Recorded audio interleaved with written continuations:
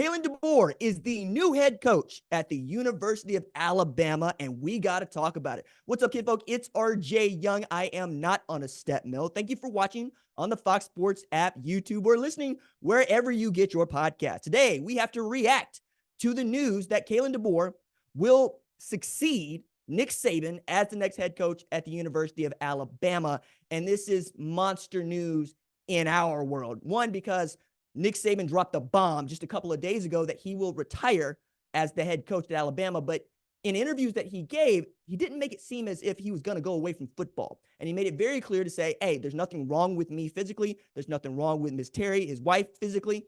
I just could not continue to tell people that I was recruiting to the staff to play for me, that I was going to keep doing this job through their tenure, as he is 72 years old. And I would like to commend him for just not lying to anybody. And he frankly said this last season took a lot more out of him than it had in previous years. And I could see how, right? He had to bench a starting quarterback. You got a 10-point loss to Texas at home. You come all the way back from that to win the SEC championship against a really great Georgia football team. And you fall in overtime and 3 yards short of playing for another national championship, which would have been his 8th. But Nick Saban will just have to live with having 7, making him the greatest football coach who has ever lived. Now, I don't know who would want to succeed him. And that was really the question to ask. And we got to find out just how many guys did not want to take that chair on the way to Kalen DeBoer. Dan Lanning came out pretty quick, as it was very clear that he was high on their priority list, maybe number 1 in Oregon, that he's staying at Oregon.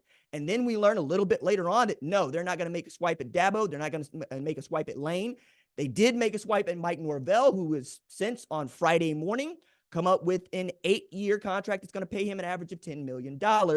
And that kind of sort of left us with what we thought might be the next and last candidate we know about on the list that Bama was seeking in Kalen DeBoer. So Kalen DeBoer walking into this spot means that that man has a tremendous amount of self-confidence, because I believe that this job could only go to 2 kinds of men. One would have to be very young, like Tommy Rees, who's 31 years old and was tapped by Saban as a wonderkin to be his offensive coordinator and did yeoman's work last year. He probably wins the Broyles Award in a year where Sharon Moore does not exist and Phil Parker does not exist. But it's also a guy who's young enough to would like to know that Nick Saban is keeping his office above him, and he is, and would probably make himself as available to the program as is wanted, because he wants to be around. And Tommy would be learning how to be a head coach beneath what is the greatest football coach who has ever lived. But that's not the way they chose to go. The way they chose to go was with a 49-year-old man who has been winning football games since he started becoming a head coach all the way back at NAIA Sioux Falls. Now, I think it's important to raise this. It's not just that Kalen DeBoer has created a Heisman finalist in Michael Penix Jr. or All-American in Rome Odunze. It's that he has been a huge culture figure. He has been the guy who has brought his culture from Sioux Falls to Eastern Michigan, to Indiana, to Fresno State, and now to Washington, and now to Alabama. Now, it's also been about continuity, because he has been able to keep his guys on staff at a time when that's really difficult to do. As a matter of fact, he goes all the way back with co-defense coordinator Chuck Morrell when they were both at Sioux Falls, as Kalen DeBoer was an assistant baseball coach while being an assistant on the football team, and Chuck Morrell worked admissions at Sioux Falls, and not admissions for athletics, admissions for the entire school. So you had your defensive coordinator also handling admissions for the school, but also having a direct line to financial aid to help you get players in. And they were able to build a power in Sioux Falls around local kids and a few transfers. And it's also a man that has shown himself to be able to win, not just throwing the football, but running the football. And he has taken lessons from almost everybody. One of the things that I really loved about his story is he's had to do more with less, and he has made that a part of his identity. So when he was a young coach at Sioux Falls, he would watch Chris Peterson's Boise State teams. He would watch Josh Heupel's Oklahoma teams, and he would try to figure out what they were doing with a window dressing to make their same plays just look different, because he did not have time to install all of the plays he might want to, because at one point he was the only full-time coach on his staff. Matter of fact, at one point in his career, while they're winning football games, his assistants are made of contract laborers, admissions officers, and guys that want to be cops. Some of those guys have stayed with him, like Chuck Morrell, right? So it's taken all kinds. And he's been able to keep the continuity and the culture of his place one that everybody wants to be a part of once they get there, and people don't really want to leave. They don't really have a whole lot of folks going into the portal. I think hiring a guy like Kalen DeBoer at Tuscaloosa is going to help you keep the roster very much intact, especially if this gets the seal of approval from one Nick Saban. But Nick Saban is really, I think, one of the leaders behind this search, because he would want a heavy hand, I think, and who's going to take over this 17-year legacy that he is leaving at Alabama that includes those 6 national championships. But it also means that Kalen DeBoer is very secure in having a guy like Nick Saban around, right? And he's had to be because he came out the mud. You know what I'm saying? Like, it is one of these stories that we will tell for a very long time about a guy who has somehow come to be 104 and 13 in his overall coaching record and remembers his losses. Like, his first loss as a head coach was in his first year, 2005 Carroll College. They lost 55-0 in the semifinals in a game that was wet and they were just ill prepared for. Then lost another game and didn't lose another one for 4 years, mostly because he would change the offense to suit his players. If they needed to run the football more, they would. If they needed to go tempo, they would. You've seen them huddle. You've seen them go fast. He's trying to do everything possible to win football games, and that's a guy after Nick Saban's own heart. Nick Saban, a guy who loves to run the football and a guy who loves to play smash mouth 3-4 odd front defense. He will change as is necessary. When Johnny Manziel just danced all over Alabama, you saw Nick Saban say, okay, I got to get one of those quarterbacks. And when the game became one that was offensive and the RPOs are becoming out of control with linemen moving downfield, he's asking, is this what we want the game to be? And yet he changes because that's what it takes to win. I think that's what you're getting in a guy like Kalen DeBoer. One other thing that I really love about Kalen DeBoer in this is he is severely understated. Like, this man, I would like him to be just a little bit more cocky, but I understand that ain't his get down. Because when I first met him, we actually had an exchange where he did not hear what I had to say. I have a tendency to speak fast, as you very well know. And he leaned forward and said, wait, what? And slowed me down and said, could we start again? Right? I'm new here. Let me know. And we did. And ever since, had nothing but good interactions with that man, like many other people. It's really hard to find somebody who does not think the world of Kalen DeBoer after working with him, but also the guys that work with him don't tend to go anywhere, which is why I kind of think it's going to be interesting what his staff looks like. You'll know, if you listen to this show, that Nick Saban tried to hire away Washington offensive coordinator Ryan Grubb, right, who had come all the way from Sioux Falls with Kalen DeBoer. Now, if you're looking at a list of guys that might be able to take over the job at Washington, this is where I tell you what this means to Washington. You want to try to keep Ryan Grubb.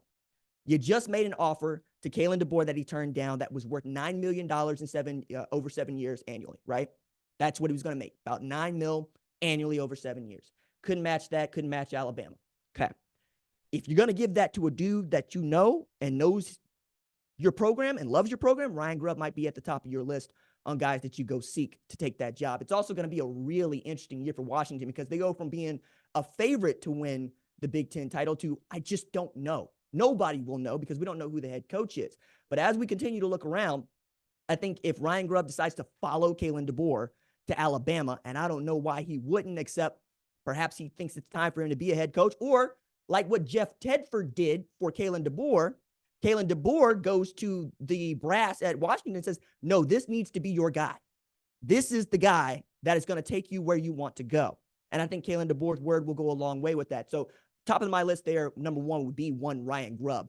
And then you get to play a little bit with what you want to do. Like, there's a lot of interesting candidates out there because I think this is a job where you're not going to hire away another head coach. I think what you're going to do is hire an up-and-coming coordinator. So next on the list for me, keep an offensive theme, would be Oregon offensive coordinator Will Stein, who made his bones at UTSA coaching for Jeff Traylor.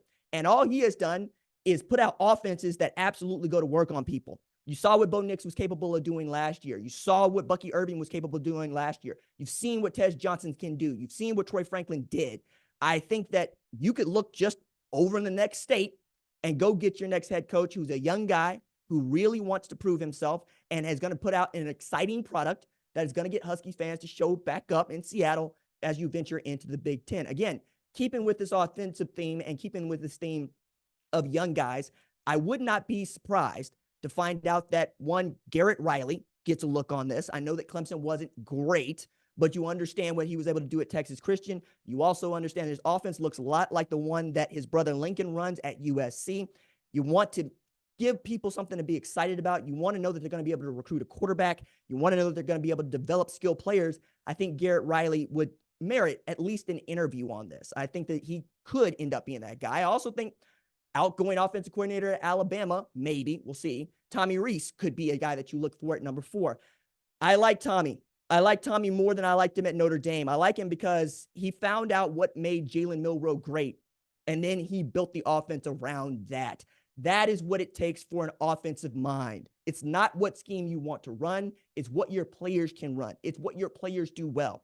At 31 years old, turning 32 in May, another young and up-and-coming guy. I understand that Tommy's going to be in high demand as an offensive coordinator. There's still an opening at LSU for Brian Kelly. We'll see what happens there. Maybe that's the move. But I think that Tommy Rees is going to get more opportunities. It's just, is he going to get this Washington opportunity? Because frankly, I'm not sure that you're going to do a whole lot better if you get past Will Stein or you get past Ryan Grubb. But there is one name that I do want to throw at you that I think is interesting. Not really ties to Washington, but ties to the Big Ten. It's defensive coordinator Jim Leonhard, or I should say, former Wisconsin defensive coordinator Jim Leonhard. I've always thought that Jim Leonhard was an outstanding coach. I think many people think that Jim Leonhard is an outstanding coach. I understand his dream job is to be the head coach at Wisconsin, and he got to do that on the interim basis and perhaps went out on a sour note. But the longer that guy stays out, the more I kind of think he's looking for the right opportunity. And Washington heading into the Big Ten, Washington coming off of a national title appearance, Washington prepared to back their guy to the wall. They entered into a deal where they're not going to make much money in the Big Ten because they know that they're going to be able to make more money on the back end with this.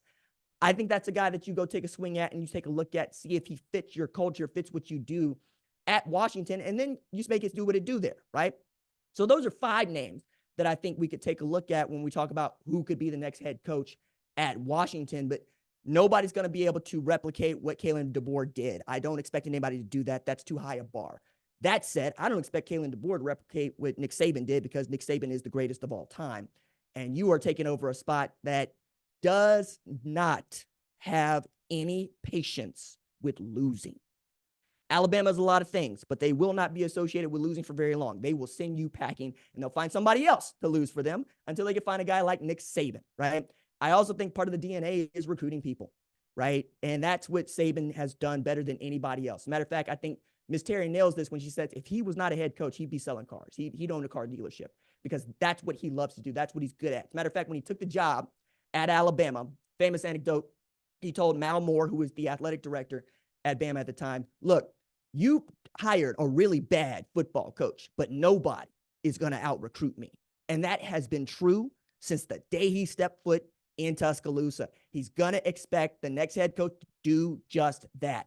You are going to be on planes. You are going to be in living rooms. You are going to go get 25 first-round draft picks, and you're going to get them all to sign at Alabama through the portal, through high school, whatever means is necessary to get Alabama back to the mountaintop, because that is what the Crimson Tide are chasing.